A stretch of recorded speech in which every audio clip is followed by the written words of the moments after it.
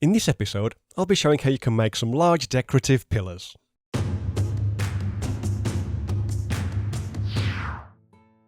Hello again. So, as usual, you can find a link to the PDF file for these down in the description. And if you're interested, I'll just be printing these on cheap office paper with a cheap inkjet printer. Anyway, the first thing we'll need to do is glue part A to some thin cereal box style card, or similar, which we'll then cut to size with a sharp knife and a metal ruler. We'll then need to score it along these two lines here, and also these four lines here as well. Okay, next we'll take the two pieces that are labelled with a capital B and glue them to some corrugated card, or foam core, or anything like that.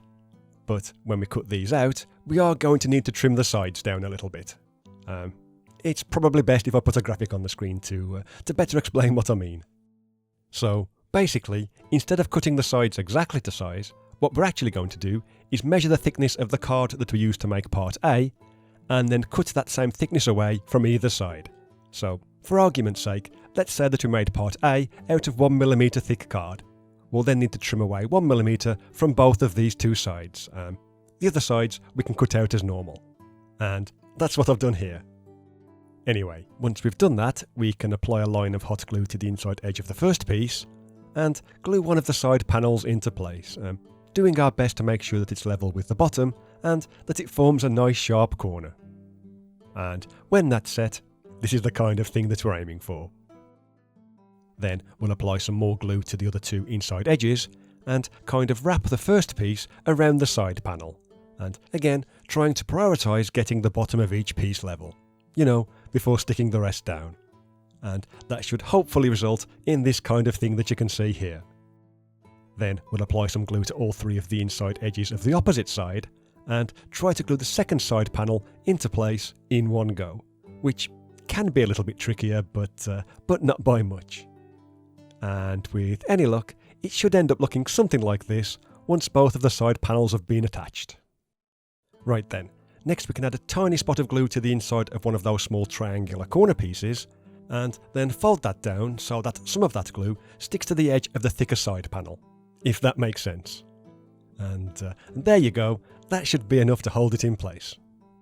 Then we'll do the exact same thing for the other three corners as well, so that when we're done, we end up with this kind of thing, and we're going to be using this for the bottom of the pillar. Then, for the top of the pillar, we'll glue part C to some more thin cardboard again, the pieces with a capital D to corrugated card, and just repeat the process that you just saw, to make a similar piece, albeit one that's slightly smaller. And as I say, this will be used for the top of the pillar.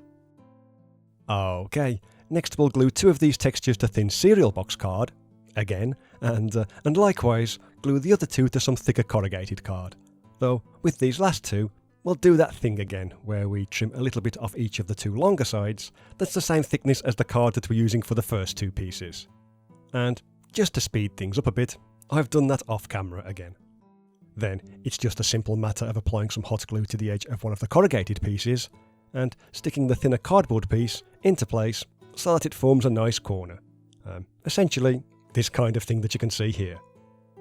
Then we can do the same thing again with the second corrugated piece, and stick that to the other edge of the thinner card piece, as you just saw, and then we can glue the second of the thinner pieces into place. And as you can see, when doing this, I prefer to do one corner at a time, just to make sure I don't mess things up. So, assuming all of that went according to plan, this is what we should be left with, and this is going to be the central part of the pillar. So, if I bring in the other two pieces that we made, we can then add some hot glue to the blank area of the top piece, making sure that we keep it away from the very edge of the thick black line, and then glue our middle section into place, so in this orientation that you can see here, with both of the white triangles at the top.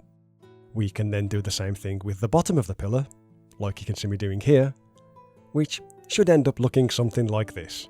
And yeah, that's the main part of the pillar done. Right then, next we'll take some foam core, or thick card, and cut out a 2-inch square. And we'll also cut out a piece of the plain stone texture that's going to be big enough to wrap around it. And that's all we'll need to do. It's a similar thing that you've seen me do lots of times before. just by applying plenty of glue to the back, like you just saw, and then cutting the corners away, like you can see here, and then folding the flaps over to cover the sides. So there you go, something like that. And we'll also need to make another one of these, but that one needs to be a bit smaller, so 1.5 inches square.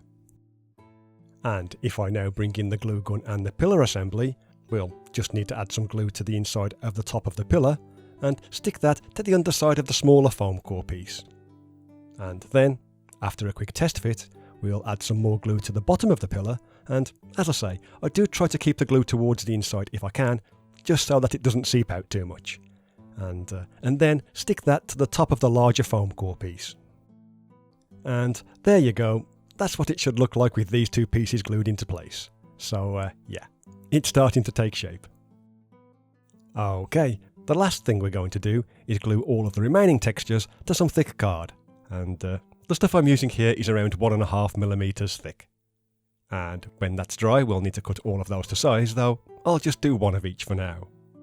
Anyway, if I bring the pillar back in, and a bit of PVA glue, all we're going to do is add some of that glue to the white area where there's an uppercase letter B, and then stick the cardboard piece with a lowercase letter b on top, as you just saw. We'll then do the same thing with the white area with the uppercase letter E, and stick the cardboard piece with the lowercase letter e on top of that in a similar fashion, and clean up any areas where the glue might have seeped out. And from here, it should be fairly obvious where everything else goes. So the decorative piece goes over area B, the piece with the pointed top goes over area E, the small triangle goes over the small triangular guide, and the large triangle, that goes on the very top. And there you go, that's what it should look like. And all we'll need to do then is the same thing on the other three sides, but rather than bore you with that, as it's the exact same process, here's one that I've finished off camera. And as you can see, when finished, I think it looks pretty good considering it's just paper printouts glued to bits of card. But yeah, we might also want to make some broken pillars, so that's what we'll do next. Okay, so for these, we'll need to make the central part of the pillar as before. However, this time I have used some thicker corrugated card, as I think this helps to make it less likely to get crushed or fall apart in the next stage. And for this next stage, we'll take a really sharp knife and use that to cut away the top of the pillar at a couple of different angles, maybe even making some extra cuts here and there to make it less regular, as you'll see towards the end. But yeah, it can require a bit of force, so do be careful when doing this part. Anyway, this is the kind of shape that I've ended up with, so it's not being cut off completely straight, but it's not an overly complicated shape either. Next, we'll take a piece of scrap paper, scrunch that up a couple of times, and then push that into the broken end of the pillar to fill the hole. And you can try to make the top a bit flatter by laying the broken end on the table and pushing something down onto the paper from the other side, which should result in something like this that you can see here. Okay, if we then take the glue gun, we can start filling in any holes with, well, hot glue, and we'll do this for both the exposed corrugation and the scrunched up paper, just trying to make a solid surface. And this is how mine looks after the first pass. Hopefully you can see that. But I am going to go over it again and use a toothpick to try and tease the glue into the corrugation without it spilling over the sides, and once I've done that, since the hot glue has dried pretty smooth in places, I'll also use a nozzle of the glue gun to kind of melt the existing glue and add some more glue at the same time, just to make a more uneven surface. And you can repeat this process as many times as you like, until you get a texture that you're happy with. And here's how mine looks after 3 passes, which I think is more than good enough, though it is a bit difficult to see. But yeah, next we'll take a piece of the ruins texture, and we're going to scrunch and unravel that around half a dozen times to make it nice and malleable, and then we'll apply plenty of glue to the back, and place that on top of the broken end of the pillar. Then we can cut away some of the excess, like you can see me doing here, and then we can kind of push the paper down onto and into the uneven surface that we made with the hot glue, and once we're happy with that, we can start to trim away more of the excess paper. Though I'm still not going right up to the edge yet, as I find it a bit easier if I kind of nibble away at it, a little bit at a time. But yeah, now's the part where I am trying to cut the paper as close to the edge as possible. So I've slowed this part back down a little bit, just so that you can see things a bit clearer. And there's not much more to say about it really. You can see the kind of thing that I'm trying to do, which is just basically taking my time and, like I say, just kind of nibbling away at the paper, as the last thing I want to do is cut too much away and have to start all over again. So yeah, I'll continue to do that all the way around, and once I'm finally happy with the way it looks, I'll add some more glue to the edges of the paper, as I tend to find that all the back and forth with the cutting has made the edges less sticky, and stick those back down into place. And there you have it. This is the kind of thing we're trying to achieve. So, a rough surface where the pillar has broken in half. Then the only thing left to do is glue that to the base of the pillar and add all of the little detail pieces like we did before. But I'm not going to make you sit through that again, so here's one where I've already done all of that. And yeah, as you can see, when everything else has been glued into place, it doesn't look too bad. And if you really want to go to town, you can also do a similar thing with some rubble as well, like I've done here with the top of the pillar. And if I spin that around, you can see how this is made of several different pieces, and that I've just covered the broken bits with more of the ruins texture.